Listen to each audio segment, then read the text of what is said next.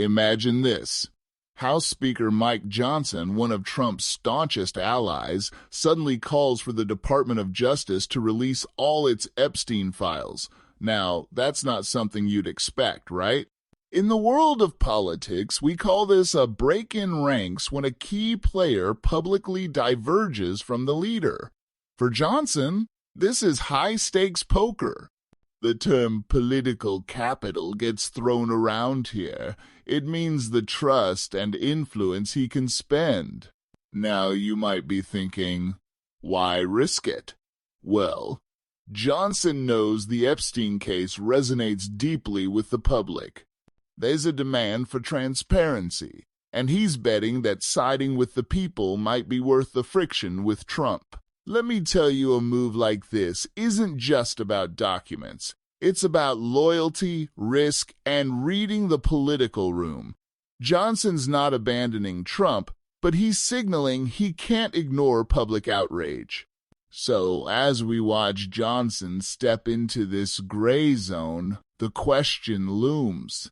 Is this calculated courage, or a sign of deeper fractures within the GOP? Let's dig into the heart of the matter, the Jeffrey Epstein files. Why do these documents matter so much? 2 words: accountability and conspiracy. In government lingo, FOIA, the Freedom of Information Act, lets citizens demand access to public records. But when it comes to Epstein, we're not just talking about legalese. We're talking about trust shattered and rumors swirling. Picture this. People across America wondering what's being hidden, who's being protected. That's a powder keg of suspicion and emotion. Now, Johnson says, let the people decide. But does full disclosure guarantee closure, or would it unleash more questions than answers? The tension between transparency and secrecy isn't just a headline. It's a battle for the soul of democracy, and it's playing out in real time. Now, let's talk about Pam Bondia, name suddenly thrust into the spotlight. She once mentioned documents on her desk, sparking wild speculation about secret lists and hidden names. This is classic information vacuum. When details are scarce, rumors rush in to fill the gap. In politics, that's as dangerous as quicksand. You might ask, what's the big deal about a list? Here's why. Lists mean accountability. They're concrete, tangibly a roadmap for investigators and the public. Bondi's challenge now is clarity.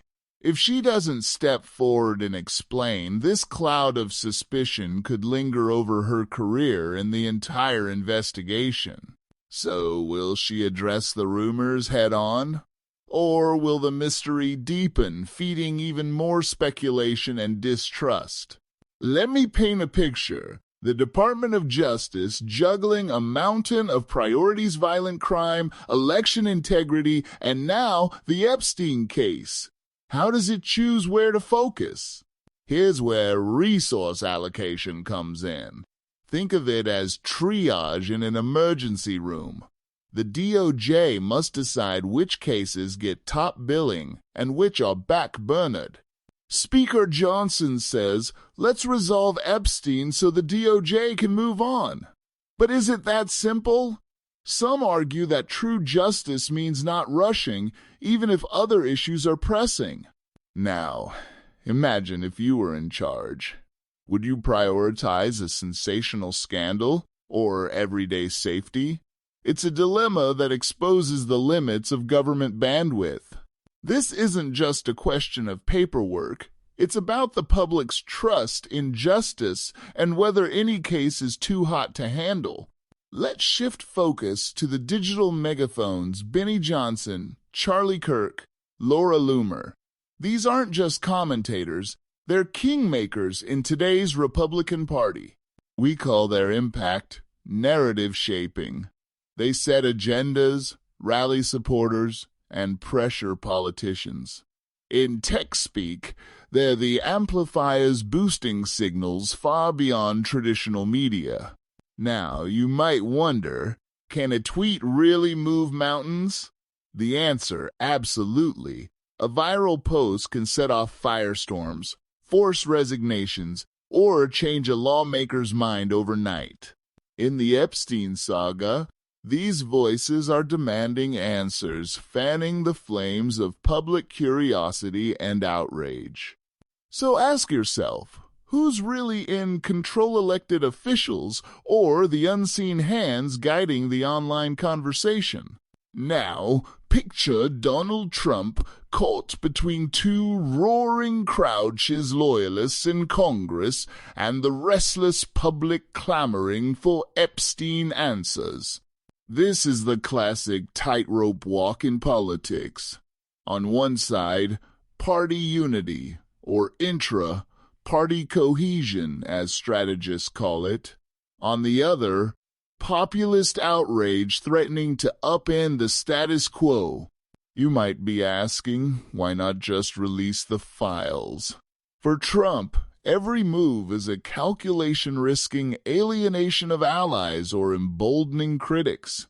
He's tried to deflect, criticizing previous administrations and casting doubt on existing records. But the pressure isn't going away. Will Trump hold his ground? Or is this the moment public demand forces his hand? The stakes for his leadership have never been higher.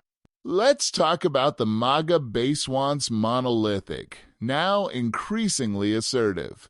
For the first time, we're seeing real pushback against Trump from within his own movement.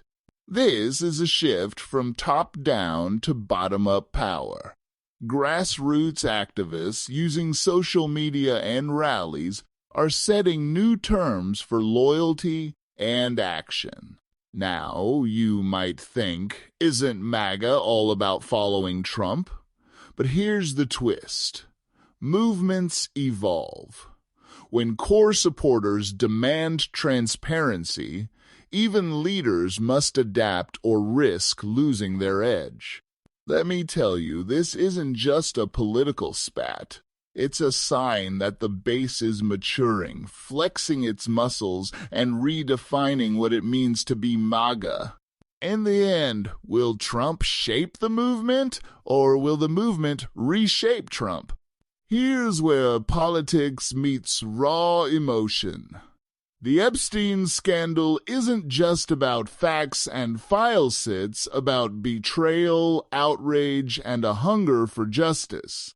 Terms like collective trauma and public catharsis come to mind. For many, this case symbolizes a much deeper, powerful people escaping accountability. Now you might be thinking, why won't this story go away? Because it taps into primal fears, corruption, abuse, and the feeling that the truth is always just out of reach. Let me share a story. I spoke to a voter last week who said, if they can cover up Epstein, what else are they hiding? That sums up the real stakes here. So, resolving this scandal isn't just a political necessity. It's a shot at restoring faith in the entire system. Now let's pivot to global drama. Trump's relationship with Vladimir Putin amid the ongoing Russia-Ukraine war. Talk about high-stakes diplomacy. Here, the terms ultimatum and negotiation leverage take center stage. Trump's tried tough talk threatening sanctions, criticizing Putin, but so far, it hasn't moved the needle. You might ask, can Trump really broker peace? He claims he's solved other wars, but Ukraine is a different beast. Putin respects only brute force, say Trump's advisors. This is a chess match with lives on the line. Trump's reputation as a deal-maker is being tested in the harshest arena imaginable. Will his unconventional style break the stalemate? Or is this a crisis even the art of the deal can't resolve? As we wrap up, let's look ahead. What does all this mean for America's political future and your trust in government? With terms like political fallout and institutional legitimacy in play, leaders are now racing to reassure a skeptical public. So I'll ask you, after all the noise, the calls for transparency, and the diplomatic chess, will anything really change? Or will these scandals fade, leaving cynicism in their wake? Let me leave you with this. True accountability isn't just about one case, it's about a system that earns and keeps our trust. Thanks for joining me. Stay curious, stay critical, and keep asking for the truth.